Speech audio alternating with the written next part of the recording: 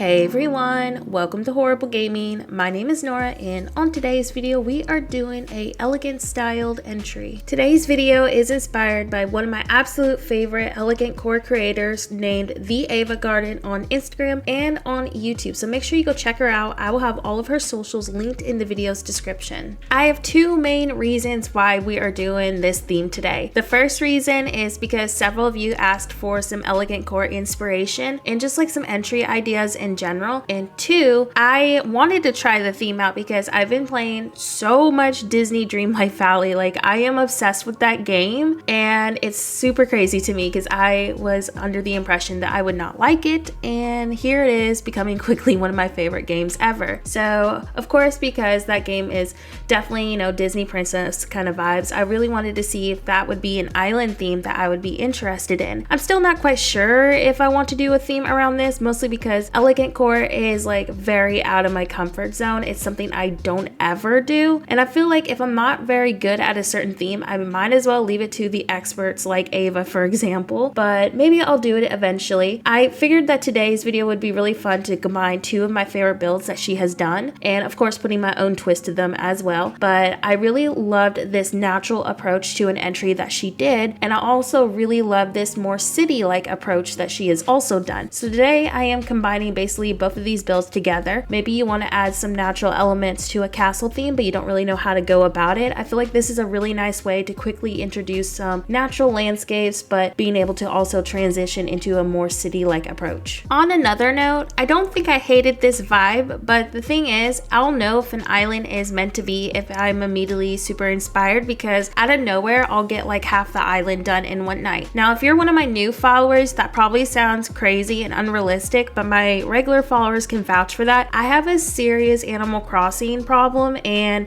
I probably need to get some help because I have like almost 7k hours on my Switch. So if that's not enough proof for you how much I love this game, I don't know what is. But when I'm very dedicated and inspired, I will get an island done pretty quickly. And today I didn't feel that at all. Now, I did like how everything turned out, but if I'm not feeling the theme or just feeling inspired, I don't want to obviously do it because then it won't have my full effort. So today is another trial that has basically failed on my end, but I will still be testing out different themes and documenting them and recording them in hopes that you will get inspired and maybe you can do something with the ideas and different combinations basically that I've been testing out. I think my next trial will be something more abandoned, so we will see how that goes, but I also have a couple other theme ideas too, just in case if I'm so awful at that theme that there's no point on even recording it. But if you have theme ideas you would love to see me try out, maybe it'll inspire me, leave me some ideas in the comment section below. I am definitely open-minded to basically anything right now since nothing has been really speaking to me. But today's build was still really fun to create. I am a sucker for elegant themes. I love Disney princess like vibes, but I just really have to be in the mood for it.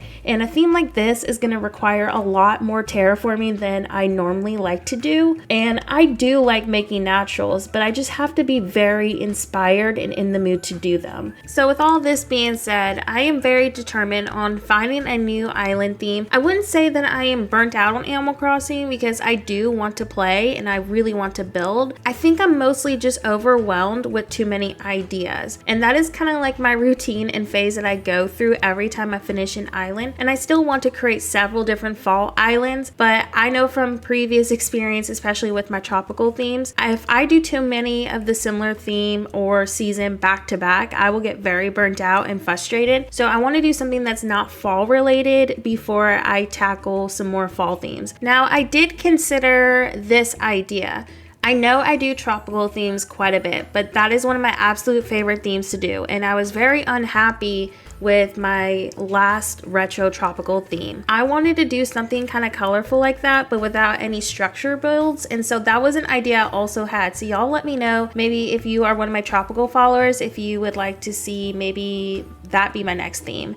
kind of like how Oakville was in a way without any structure builds. It was very NPC focused and the buildings that we get in game. So maybe that would be a fun option to do, or maybe something more Hawaii based. I know that is so crazy to think about tropical themes and white when we're like in the middle of fall, but in my defense, I actually did the same routine last year.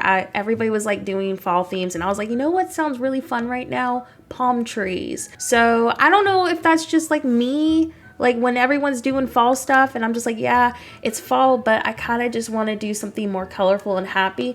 Maybe it's because where I live right now, it's currently 100 degrees every single day and it doesn't feel like fall whatsoever. So maybe that has something to do with it. But I just know that right now I'm not thinking really too much about pumpkin spice. I'm thinking about trying not to sweat to death, basically. All right, so at this stage in the build, something I was considering if it was going to be a theme that I was going to keep, you know where the bridge is at the entry? Well, that would be such a great spot to do some sort of a perspective, maybe to a courtyard or like a market street.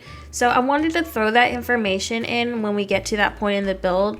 You'll see it better once we do the final walkthrough, but I think that would be such a nice spot for at least some sort of a nice perspective. Now, I also didn't have time to finish all the natural spots in front of the build that we're currently working on right now, but I was going to do something as simple as flowers and trees and maybe a couple of sitting areas since it's at the edge of the map. If you were to recreate this, if you're in a position where your river mouth is literally right below where I'm standing, I would push this whole entire build back further just because I wish I had room to add another bridge here. Anyways, after adding some final decorations, the build is pretty much done. Now keep in mind, I was not able to decorate the surrounding areas because obviously that is a lot of work and we don't have time in today's video to do that. I will, however, give you some ideas on how you can transition from it and kind of what my mindset was for this build if I ended up keeping it. I was going to focus a lot of the right side on more natural kind of elements, so a lot of like forest areas and waterscape, and then where we're standing right now, that was going to be a castle perspective or like some sort of a courtyard build, and then where we're at now, this would be kind of transitioning into a more castle town area, and the castle town would basically wrap and frame around the forest and natural elements. Anyways, I hope today's video brought you so much inspiration. Let me know if you plan to recreate and continue this build on your island. With that being said, thank you so much for watching and have a horrible day.